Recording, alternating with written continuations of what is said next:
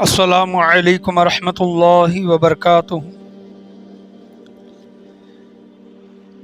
نحمدہ ونصلی علی رسولہ الکریم، الصلاۃ والسلام علی سید الانبیاء والمرسلین وعلی آلہ وصحبہ اجمعین، اما بعد فاعوذ باللہ من الشیطان الرجیم، بسم اللہ الرحمن الرحیم۔ ومن يؤت الحکمة فقد اوتی خیرا وکثیرا، صدق اللہ ومولانا رسولہ النبی الامین المکین الکریم، وعلی آلہ الشاہدین والشاکرین والحمد للہ رب العالمین۔ آئیے ہم اور آپ مل کر تقریر کا آغاز کرنے سے پہلے بہتر اور مناسب ہے کہ اہل سنت والجماعت کے دستور کے مطابق گنبد خضرا میں آرام فرمانے والے آقا حضور مکی مدنی تاجدار مدینہ سرور و قلب و سینہ جناب احمد مجتبی محمد مصطفیٰ صلی اللہ علیہ وسلم کی بارگاہ گہربار میں درود و سلام کا ہدیہ نشاور کریں۔ پڑھیے بآواز بلند، اللہم صلی علی محمد وعلی آل محمد وبارک سلم صلی علیہ، الصلاۃ والسلام علیک یا رسول اللہ صلی اللہ علیہ وسلم۔ اور ایک مرتبہ عقیدت و محبت کے ساتھ نبی اور آل نبی کی بارگاہ میں درود و سلام کا ہدیہ نشاور کریں، اللہم صلی علی محمد وعلی آل محمد وبارک سلم صلی علیہ، الصلاۃ والسلام علیک یا رسول اللہ صلی اللہ علیہ وسلم۔ الحمدللہ، آپ کے سوالات کے جوابات کا یہ 12واں ویڈیو بن رہا ہے، ویڈیو نمبر 12 ہے۔ اللہ تبارک و تعالی قرآن مجید فرقان حمید میں تیسرا پارہ ہے سورہ بقرہ، رکوع نمبر 37 اور آیت نمبر 269 میں اللہ تبارک و تعالی قرآن مجید فرقان حمید میں ارشاد فرماتا ہے، اعوذ باللہ من الشیطان الرجیم، بسم اللہ الرحمن الرحیم، ومن یؤت الحکمة فقد اوتی خیرا کثیرا۔ یہاں پر اللہ تبارک و تعالی نے دانا لوگوں کا، علم والے لوگوں کا اللہ تبارک و تعالی ذکر فرماتا ہے، جن کو اللہ تبارک و تعالی نے حکمت اور دانائی عطا کی ہے۔ حکمت اور دانائی جن لوگوں کو عطا کی ہے اللہ تبارک و تعالی، ان کا ذکر فرما رہا ہے۔ آیت کا ترجمہ ہے، اور جن کو حکمت یعنی دانائی دی گئی تو ان کو بہت بڑا خیر دیا گیا۔ یعنی اللہ تبارک و تعالی نے اس دنیا میں جس انسان کو حکمت عطا کی ہے اور جس انسان کو دانائی، علم، شعور، عقل عطا کی ہے، تو اللہ تبارک و تعالی قرآن مجید فرقان حمید میں ارشاد فرماتا ہے کہ ان لوگوں کو بہت بڑا خیر دیا گیا، اچھی چیز دی گئی ہے۔ یاد رکھیں کہ جن کے پاس حکمت اور دانائی ہے، ان سے ہی ہم کیا کرتے ہیں، رہبری حاصل کرتے ہیں، صحیح ہے کیا غلط ہے، ان سے ہی ہم یہ تمام چیزیں سیکھتے ہیں۔ تو اللہ تبارک و تعالی نے انہی لوگوں کا ذکر قرآن مجید فرقان حمید میں ارشاد فرمایا ہے۔ اور ہمیں جب کبھی کسی مسئلے کی ضرورت پیش آئے، مسئلہ معلوم نہ پڑے، تو ہمیں ایسے ہی حکمت والے لوگوں کے پاس، دانائی رکھنے والے لوگوں کے پاس ہمیں جانا چاہیے اور صحیح علم حاصل کرنے کی کیا کرنی چاہیے، کوشش کرنی چاہیے۔ یہ ہوتا نہیں ہے، اکثر ایسا نہیں ہوتا۔ دنیا کے فیلڈ میں تو ہم ہر ایک سے جو جس فیلڈ کا ماہر ہے ہم اس سے رائے مشورہ کرتے ہیں، لیکن جب دین کی بات آئی اور جب شریعت کی بات آئی تو ہم کچھ سیکھتے نہیں، کچھ معلوم نہیں کرتے، بس دیکھا دیکھی کیا کرتے ہیں، وہ عمل کرنا شروع کرتے ہیں۔ یہ بھی نہیں سوچتے کہ یہ غلط ہو سکتا ہے یا پھر یہ ناجائز ہو سکتا ہے، حرام ہو سکتا ہے۔ تو ایسا ہمیں ہرگز نہیں کرنا چاہیے، کیونکہ اللہ تبارک و تعالیٰ نے پہلے ہی علم والوں کے متعلق قرآن مجید فرقان حمید میں جا بجا ان کا ذکر فرمایا ہے۔ اور آج جو میں نے آپ کے سامنے آیت پڑھی ہے وہ سورہ بقرہ تیسرے پارے کی یہ آیت ہے۔ اللہ فرماتا ہے، اور جن کو حکمت یعنی دانائی دی گئی تو ان کو بہت بڑا خیر دیا گیا۔ تو آپ کے سوالات کے جوابات میں جو ہمارے ساتھ جو روزانہ مسئلے مسائل درپیش آتے ہیں، وہی مسئلے مسائل آپ کے سامنے بیان کرنے کی کوشش کی جاتی ہے۔ اب دیکھیں کہ کسی ایک موضوع پر بات کرنا ہو تو ٹائم بھی کم ہے اور وہ موضوع بھی طویل ہوتا ہے، 4-5 جمعہ لگ جاتے ہیں ایک موضوع کو ختم کرنے کے لیے۔ اسی وجہ سے بیچ میں میں کیا کرتا ہوں، کچھ سوالات، کچھ مسئلے مسائل آپ کے سامنے پیش کرنے کی کوشش کرتا ہوں۔ انشاءاللہ عز و جل ہوا تو آنے والے جمعہ سے کوئی کسی ایک موضوع پر بات کرنے کی کوشش کی جائے گی۔ اب پہلا جو مسئلہ ہے، پہلا جو سوال ہے کہ دیکھیں کہ جب لوگ نماز پڑھتے ہیں تو نمازیوں کے سامنے سے گزرنا شروع کرتے ہیں، नमाजियों के सामने से गुजरना शुरू करते हैं। उनको इतनी जल्दी होती है कि ये भी नहीं देखते कि नमाजी के सामने से गुजरने की सज़ा क्या है, या फिर आप सल्लल्लाहु अलैहि वसल्लम ने क्या हुक्म फरमाया है। तो हुजूर सल्लल्लाहु ताला अलैहि वसल्लम फरमाते हैं कि नमाजी के आगे से गुजरने की सज़ा ये है, और तुम्हें सज़ा वो पता चल जाए। आप सल्लल्लाहु अलैहि वसल्लम ने इसका जिक्र नहीं फरमाया। तो हुजूर सल्लल्लाहु अलैहि वसल्लम फरमाते हैं कि तुम जिस जगह खड़े थे उसी जगह 40 साल खड़े रहना पसंद करोगे, उसी जगह 40 साल खड़े रहना पसंद करोगे, लेकिन नमाजी के आगे से नहीं गुजरोगे। इतनी बड़ी सज़ा है। तो होता क्या है, अक्सर जो लोग बेख्याली में गुजरते हैं, जिसको मालूम नहीं होता, तो चलो उनको तो माफ़ है, लेकिन जो जानबूझकर कहीं जल्दी जाना होता है और मस्जिद से निकलना होता है, तब भी वो देखकर नमाजियों के सामने से, नमाज़ पढ़ने वाले के सामने से गुज़रते हैं, तो ये गुनाह है, याद रखे। ऐसा हरगिज़ नहीं करना चाहिए। और एक दूसरी बात, यहाँ पर मस्जिद के बोर्ड पर भी लिखा गया था कि बहुत से लोग आराम से सुकून से सुन्नतें पढ़ते हैं, नवाफिल पढ़ते हैं। ये बहुत अच्छी बात है।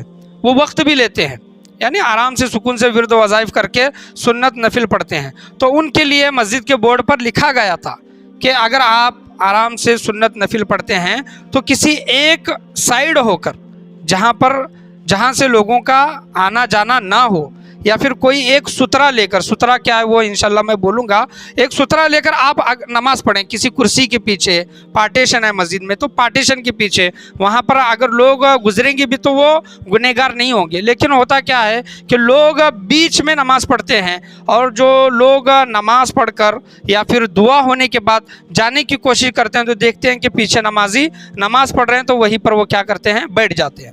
तो ये मामला होता है। तो नमाज़ पढ़ने वालों को भी सोचना चाहिए कि भाई मैं ऐसी जगह नमाज़ पढ़ूंगा जहाँ से लोगों को आने जाने मुश्किल ना हो। मैं खुद एक साइड में हटकर मैं नमाज़ पढ़ूंगा, और दूसरों को भी ये ख्याल करना चाहिए कि मैं मस्जिद से निकल रहा हूँ तो आजू बाजू आगे पीछे देखूँ कि कोई नमाज़ पढ़ रहा है नहीं पढ़ रहा है, फिर वहाँ से गुजरूँ। एक होता है नमाजी के सामने से गुजरना, एक होता है नमाजी के सामने से चल कर जाना, गुजरना। एक होता है नमाजी के सामने से हटना। हटना ये गुनाह नहीं है। हटना, उलमाए कराम ने ये चीज़ बयान किया है। हटना मतलब मेरे ठीक पीछे अगर कोई नमाज़ पढ़ रहा है और मैं बैठा हूँ और मैं देखता हूँ कि मेरे ठीक पीछे कोई नमाज़ पढ़ रहा है, तो मैं वहाँ से थोड़ा हट जाता हूँ, एक कदम दो कदम में क्या होता हूँ, हट जाता हूँ। तो ऐसा हटना गुनाह नहीं है, ऐसा हटना गुनाह नहीं है। ऐसा नहीं है कि बाजू में नमाज़ पढ़ रहा है, मैं वहाँ से गुज़र रहा हूँ, 4-5 कदम चलकर उसके सामने से गुज़र रहा हूँ, तो इसके मुतालिक बयान किया गया है कि तुम 40 साल उसी जगह पर खड़े रहना पसंद करोगे, लेकिन नमाजी के सामने से नहीं गुज़रोगे।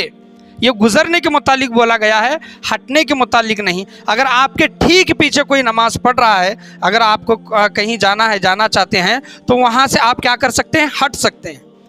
और जो कोई नमाज़ पढ़ रहे हैं, समझ ले के सेंटर ही में पढ़ रहे हैं, बीच ही में पढ़ रहे हैं, तो उनको सुतरा लेना चाहिए। सुतरा क्या बोला गया है कि अपनी जो बीच की जो उंगली होती है, इतना मोटा एक लकड़ी का टुकड़ा, इतना मोटा कोई भी एक चीज़, और एक हाथ इतना लंबा होना चाहिए। अगर वो आप बीच में रखते हैं या फिर गड़ाते हैं, समझ लें कि ज़मीन में गड़ा रही हैं, या फिर जो कुर्सियाँ वगैरह होती है वो हम बीच में रख रही हैं नमाजी पढ़ने वाले के, तो ये सुतरा हो गया। अब वहाँ से क्या कर सकते हैं, गुज़र सकते हैं, और गुज़रना चाहिए। ये एहतियात करने की कोशिश करें। और एक चीज़ है कि पूछा गया कि नमाजी अगर नमाज़ पढ़ रहा है तो उसके कितने आगे से गुज़र सकते हैं। मिसाल के तौर पर ये पहली सफ़ है जहाँ पर मैं खड़ा हूँ, और कोई इंसान 5वीं या फिर 6ठी सफ़ में नमाज़ पढ़ रहा है, एकदम आखिर में समझ लें 5वीं या फिर 6ठी सफ़ में नमाज़ पढ़ रहा है, तब भी इंसान क्या करते हैं, ला इल्मी की वजह से, इल्म नहीं है ना, इस वजह से, तो इसी वजह से अल्लाह तबारक व तआला फरमाता है कि इल्म वालों से इल्म हासिल करो। तो ये बेसिक मसले हैं, ये रोज़ हमारे साथ दरपेश आने वाले मसले हैं, तो इसके मुतालिक बोलना ज़रूरी है। अगर कोई 5वीं 6ठी सफ़ में अगर कोई नमाज़ पढ़ रहा है, अगर कोई इंसान पहली सफ़ में बैठा है, तो 2 कौल हैं इसमें, 2 कौल कि पहला कौल तो यह है कि इंसान जब नमाज़ पढ़ रहा है तब नमाज की हालत में है, और देखना कहाँ है, खड़ा हुआ है, देखना कहाँ है, जहाँ पर वो सजदा करेगा वहाँ पर उसको देखने का हुक्म है। हमारे लोग इस तरह इधर उधर देखते रहते हैं, नहीं, ये नमाज की बेअदबी में से है। तो नमाज जब आप क़याम में खड़े हैं तो जहाँ पर आप सजदा कर रहे हैं, जहाँ पर आपका सजदा होगा वहाँ पर देखने का हुक्म है। تو علماء کرام بیان کرتے ہیں کہ جب آپ کھڑے ہیں تو آپ یہاں پر دیکھ رہی ہیں سجدے کی حالت، جہاں پر آپ سجدہ کر رہے ہیں وہاں پر آپ دیکھ رہے ہیں، لیکن پھر بھی آپ کی نظروں میں کچھ چیزیں آتی ہیں۔ مثال کے طور پر میں نیچے دیکھ رہا ہوں لیکن مجھے کھڑکی بھی دکھائی دے رہی ہے، 2-4 سائڈ میں لوگ بیٹھے ہوئے بھی دکھائی دے رہی ہیں، آگے کی 1-2 صف بھی مجھے کیا کر رہی ہے، دکھائی دے رہی ہے۔ وہ نظر کے احاطے میں، اتنے انڈر میں، نظر کے انڈر میں کیا کرتے ہیں، وہ اتنی جگہ آتی ہے۔ تو علماء کرام بیان کرتے ہیں، پہلا قول ہے کہ اتنی جگہ چھوڑ کر نمازی کی جہاں پر نگاہ پڑی ہے، نگاہ پڑنے کے بعد وہ نمازی کا جتنا وہ ایریا اس کے نگاہ کے انڈر میں آ رہا ہے اتنی جگہ چھوڑ کر اگر کوئی نماز پڑھ رہا ہے اور اگر کوئی گزرنا چاہتا ہے تو گزر سکتا ہے، اتنا لمبا فاصلہ۔ اور دوسرا قول علماء کرام بیان کرتے ہیں کہ 3 صف چھوڑ کر، کتنا، اگر کوئی انسان سمجھ لیں کہ 5ویں صف میں نماز پڑھا ہے تو 5ویں صف وہ 1 صف چھوڑ دے، اس کے بعد کی 3 صفیں چھوڑ دے، اتنے وہاں سے اگر کوئی گزرنا چاہتا ہے تو گزر سکتا ہے۔ یہ علماء کرام نے 2 اقوال بیان کیے ہیں۔ تو ہوتا کیا ہے کہ اگر کوئی بہت دور پر نماز پڑھ رہا ہے، اس کی نگاہ جہاں پر ہم کھڑے ہیں وہاں پر پڑھ بھی نہیں رہی ہے، پھر بھی انسان کیا کرتا ہے، لا علمی کی وجہ سے گزرتا نہیں۔ لیکن صحیح چیز کا علم حاصل کرنا یہ بھی ہمارے لیے بہت ضروری ہے۔ اگر صحیح چیز کا علم آ گیا تو انسان کل ہی سے، آج ہی سے اس پر کیا کرتا ہے، عمل کرنا شروع کر دیتا ہے۔ تو نمازی کے متعلق جو بولا گیا ہے کہ نمازی کے آگے سے گزرنا نہیں چاہیے، یا پھر کوئی انسان نماز پڑھ رہا ہے تو اس کو ایسی جگہ نماز پڑھنا چاہیے کہ لوگ وہاں سے نہ گزرے، یا پھر پڑھ بھی رہا ہے تو اس کو اپنے سامنے کرسی یا پھر کوئی سترا کوئی چیز رکھ کر نماز پڑھنی چاہیے۔ اور نمازی کے آگے سے کتنے آگے سے گزر سکتے ہیں یہ بھی چیز آج کے اس ویڈیو میں بیان کی جا چکی ہے۔ دوسرا مسئلہ ہے اور بہت ضروری ہے، ہوتا کیا ہے، اکثر پولٹری فارم میں مرغیاں ذبح کرتے وقت، مرغیاں دن میں ایک تو مرغی ذبح نہیں کرتے، کئی سینکڑوں میں وہ مرغیاں ذبح کرتے ہیں۔ تو کسی پوچھنے والے نے پوچھا، ہمارے مسجد ہی کے مقتدی ہیں، کہ حافظ صاحب میں مرغی کے دکان کو گیا تھا، چکن دکان کو گیا تھا، اور وہاں پر میں نے مرغی کا گوشت لیا، لیکن جب وہ انسان مرغی کو جب ذبح کر رہا تھا تو اس نے نیت نہیں پڑھی۔ اب دیکھیں گے کتنا اہم مسئلہ ہے، حلال گوشت اور حرام گوشت کتنا اہم مسئلہ ہے۔ ہم روز کھاتے ہیں، دعوتیں وغیرہ جاتے ہیں، بہت احتیاط کرنا بہت ضروری ہے۔ ہم جو گوشت کھا رہے ہیں حلال ہے حرام ہے، ہمیں اس کی تمیز ہونی چاہیے، ہمیں اس کا علم ہونا چاہیے۔ بدگمانی تو نہیں کر سکتے، لیکن ہمارے آنکھوں سے دیکھا ہوا اگر کوئی معاملہ ہے تو اس پر ہمیں بولنا چاہیے۔ تو اس لڑکے نے کہا کہ حافظ صاحب ایک دکان والے نے مرغی ذبح کی لیکن وہ نیت نہیں پڑھا۔ تو جب میں نے اس سے پوچھا کہ تم نے نیت نہیں پڑھی، تو وہ کہتا ہے کہ نہیں، ہم دل میں نیت پڑھتے ہیں۔ کیا کرتے ہیں، دل میں نیت پڑھتے ہیں۔ تو علماء کرام سے جب یہ فتویٰ پوچھا گیا، یہ مسئلہ جب پوچھا گیا تو علماء کرام نے بیان کیا کہ اگر کوئی جان بوجھ کر زبان سے نیت نہیں پڑھتا جانور ذبح کرتے وقت، جان بوجھ کر دل میں نیت پڑھ کے جانور ذبح کرتا ہے تو وہ جانور کا گوشت حلال نہیں ہوگا، حرام ہو جائے گا۔